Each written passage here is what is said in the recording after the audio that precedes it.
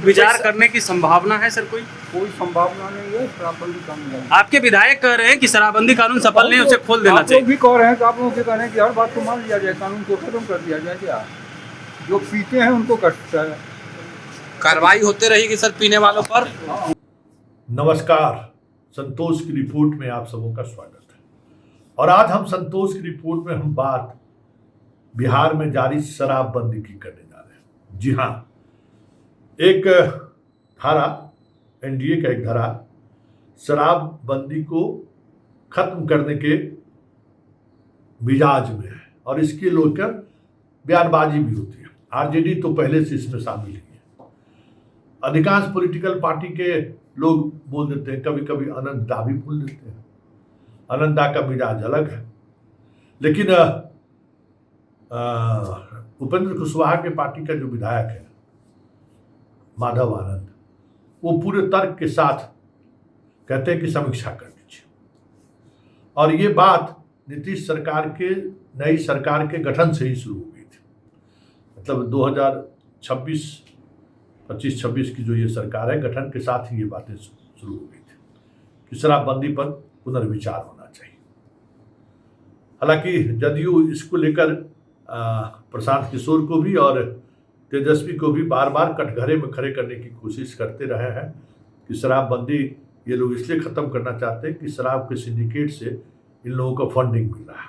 कई तरह की चर्चाएं हुई हैं, लेकिन अब ये बात सामने आ रही है कि शराबबंदी को लेकर जिस तरीके से जदयू स्टैंड ले रही है, वो कहीं न कहीं बीजेपी को असहज कर रहा है।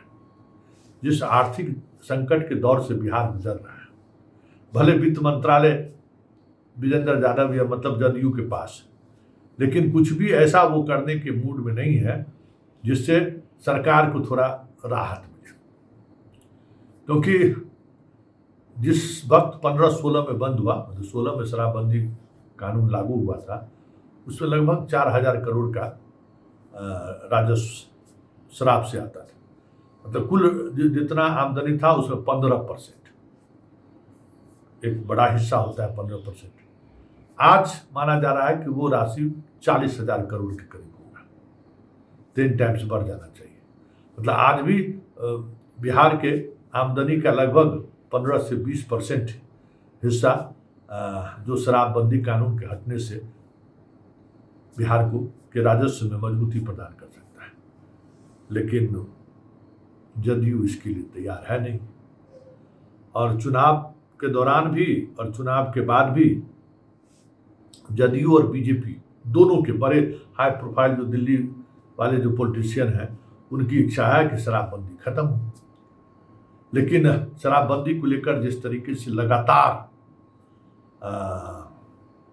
जदयू हमलावर है, अभी भी चाहे नीरज हो, आज तो विजेंद्र यादव भी कह दिए, विजय चौधरी से, श्रवण कुमार से, जो लोग मीडिया के सामने आते हैं, संजय झा जी से, जो लोग सामने आते हैं, सबसे लोग शराबबंदी कानून को हटाने को लेकर सवाल कर ही देते हैं। और उस समय जोर शोर से जदयू उस पर अपना स्टैंड लेती है कि हाँ, प्रधानमंत्री मोदी ने भी तारीफ की है, नितिन नवीन भी कह रहे हैं, कौन हटा लेगा, तो सम्राट को भी कहना पड़ रहा है। लेकिन इसके आड़ में जदयू की एक बड़ी रणनीति है, ये भी साफ दिखता है। क्योंकि पैसा रहेगा तब ना खेला होगा, पैसा नहीं रहेगा तो खेला क्या होगा। और जदयू जिस तरीके से इस कानून को एक ढाल के रूप में इस्तेमाल कर रहा है कि महिला नाराज हो जाएगी, उसमें बीजेपी के लिए मुश्किल है भी कि हम कैसे इस कानून को खत्म कर दें।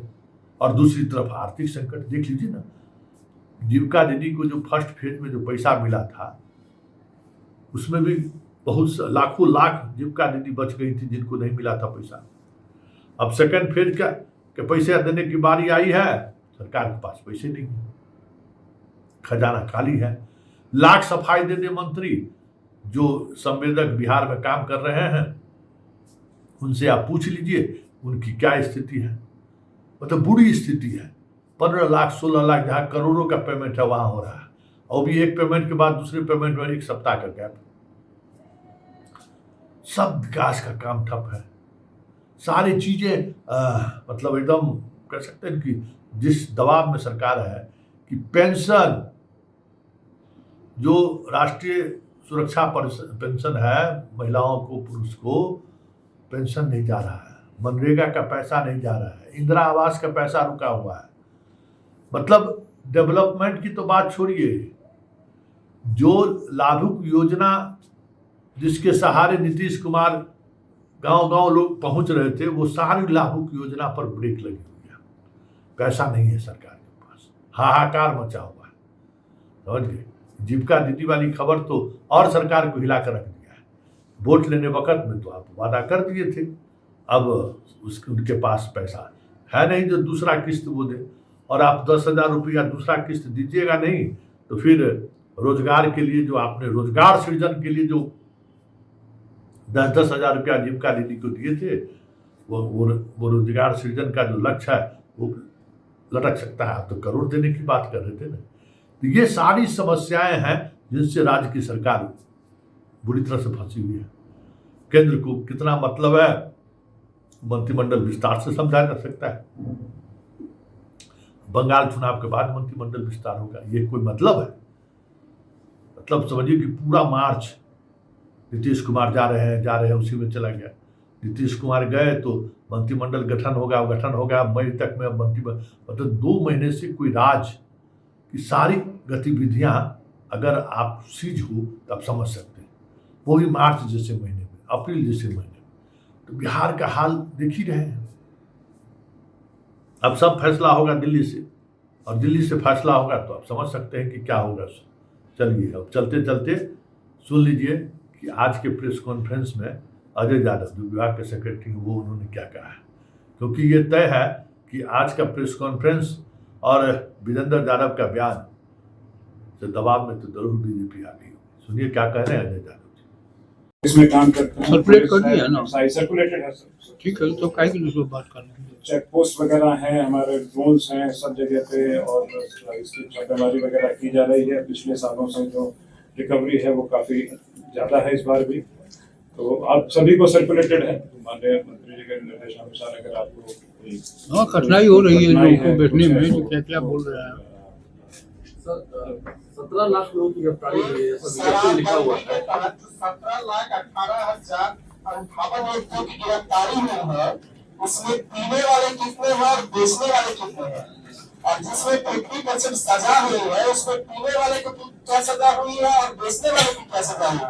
और इसी से जुड़ा तो दूसरा पक्ष से सवाल, बिहार के 11 शहरों में आप जमीन की खरीद बिक्री और रजिस्ट्रेशन पर रोक लगा दिए हैं, और आपने कहा है कि हमारा लक्ष्य 10,000 करोड़ का है 26-27 में। लक्ष्य कैसे पूरी कीजिएगा, और कितने बेचने वाले और कितने पीने वालों की गिरफ्तारी है? देखिए, जहाँ तक लक्ष्य प्राप्ति की बात है तो लक्ष्य के बारे में हम लोगों ने एक कमेटी का गठन लोग कर रहे हैं कि किस तरीके से इसको लक्ष्य की प्राप्ति किया जाए, क्योंकि 10,000 करोड़ का टारगेट है। तो किस हिसाब से क्या क्या नवाचार करके किस तरह से जो रेवेन्यू लीकेजेस हैं उनको कम करके लक्ष्य की प्राप्ति की ओर बढ़ा जाए। वर्कआउट हो रहा है उस पर, तो उस पर हम लोग वर्कआउट कर रहे हैं। और साथ साथ जो आपने कहा कि कितना जो कन्विक्शन लगभग अभी करीब 50% का हमारा कन्विक्शन है। और इस कन्विक्शन के तहत अलग अलग तरह के सजा हैं। जैसे जो सजा दिया गया है 2000 से, जो जुर्माना किया गया है तो वो है 7,92,000। लिखा हुआ है ना, सब डिटेल है ना। और अलग अलग कैटेगरी के जो सजा है सारी उसके बारे चीजें में रिपोर्ट आपको दे दी गई है, प्रतिवेदन दिया है, सारी चीजें और हम लोग सर्कुलेट भी कर देंगे जो हमारे पास कर लीजिए। वो हम सर्कुलेट सवाल एक मंत्री से, ये शराबबंदी सफल है? हैं? शराबबंदी सफल है? कानून लेकर आए 10 साल हो गए। शराबबंदी का असर नहीं कि शराबबंदी फेल है। 17 लाख लोगों की गिरफ्तारी हुई है, आपको जरूर देखेंगे। अच्छा, 200-250 साल पहले ब्रिटेन के पार्लियामेंट में सीआरपी और आईपीसी कानून बना, तो क्या ब्रिटेन का जेल खाली है क्या? परसों अमेरिका के राष्ट्रपति के भोज में गोली चली, अपराध भी है, लेकिन जब मेजॉरिटी पीपुल्स के लिए कानून बनाए जाते हैं। इसी तरह से दारू भी बंद हो गया और दारू आते रहा, तो मतलब वो भी फेलियर है, वो भी नहीं रुक सकता है। अब आप लोगों की निगाह में फेलियर हो, लेकिन गांव में लोगों में इतनी अच्छी खुशी है, महिलाएं इतनी खुश है, लोगों की अर्थव्यवस्था भी मजबूत हुई है। तो शराबबंदी जारी रहेगा, क्या जारी रहेगा, निश्चित रूप से जारी रहेगा। आ रहा है तो पकड़ा भी जा रहा है, कार्रवाई भी हो रही है। इसी तरह से आपका रजिस्ट्रार जो है पैसा लेकर के व्यक्तिगत लाभ लेकर के एक ही जमीन को 4 जगह रजिस्ट्री करता है, उसमें आप क्या ये सब अफवाह है, अफवाह। आपके पार्टी के लोग शराब की समीक्षा की बात कर रहे हैं सर। समीक्षा की होती रहती है। ठीक है, बहुत बहुत धन्यवाद। सर जो जमीन का दर बढ़ने वाला था रजिस्ट्री दर, उसको लेकर कुछ निर्णय लिया गया है क्या? निर्णय लेंगे तो आप लोगों को बता देंगे, अभी वर्कआउट हो रहा है। सर 2016 से लेकर अब तक कितनी मौतें हुई है डेथ हुई है? क्या सर 2016 से लेकर के जहरीली शराब से कितनी मौतें हुई है अब तक? उसके रिकॉर्ड आपको देखिए, वो सप्लाई डाटा दे दिए आपके जाए। पास है, हम लोग डाटा उसको सर्कुलेट भी कर देंगे, तो लगातार कुछ जगह पे हुआ है, वो डाटा हम आपको सर्कुलेट कर ठीक है, चलिए। कई बार विपक्ष के लोग कहते हैं कि ऐसी शराबबंदी से क्या फायदा है? जो लोग पीने वाले हैं ना, वही ये कहते हैं। जो नहीं पीने वाले मेजॉरिटी लोग हैं, वो उसके